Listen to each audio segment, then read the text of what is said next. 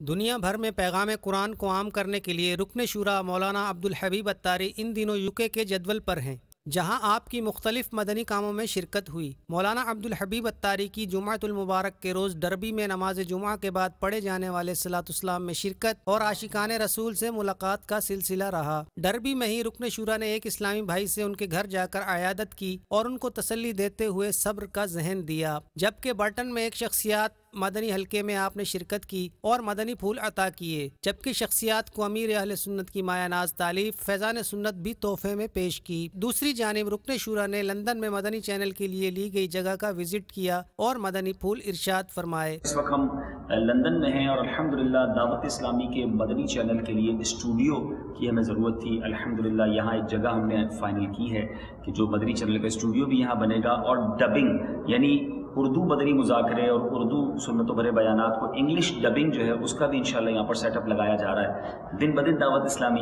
ترقی کی طرف قدم بڑھا رہی ہے، اور الحمدللہ یہاں بہت سارے ایسے مبلغین ہیں جن کے انگلش بیانات ریکارڈ ہوتے ہیں، سلسلے لائیو ہوتے ہیں، تو لندن اور اس کے اطراف کے لیے ماشاءاللہ یہ ایک اور سنگ میل ہے۔ آپ دعا کریں اللہ دعوت اسلامی کو مزید ترقیاں دے، اور اس سے اندازہ ہوتا ہے کہ دن بدن کام بڑھتا جا رہا ہے اور الحمدللہ دعوت اسلامی آگے بڑھتی جا رہی ہے۔ اپنی دعوت اسلامی کا بھرپور ساتھ دیجیے، مدنی چینل دیکھتے رہیے۔ یوکے میں اپنے جدول کے دوران حاجی عبدالحبیب کی برمنگم میں مدنی حلقے میں شرکت ہوئی، جہاں اسلامی بھائیوں نے آپ کا استقبال کیا۔ رکن شورا نے مدنی حلقے میں اسلامی بھائیوں کو مدنی پھول عطا کیے۔ یوکے کے ایک علاقے لیسٹر میں سنتوں بھرے اجتماع میں رکن شورا نے بیان کیا اور عاشقان رسول کو مدنی پھولوں سے نوازا، جبکہ اجتماع کے اختتام پر آپ نے دعا بھی فرمائی۔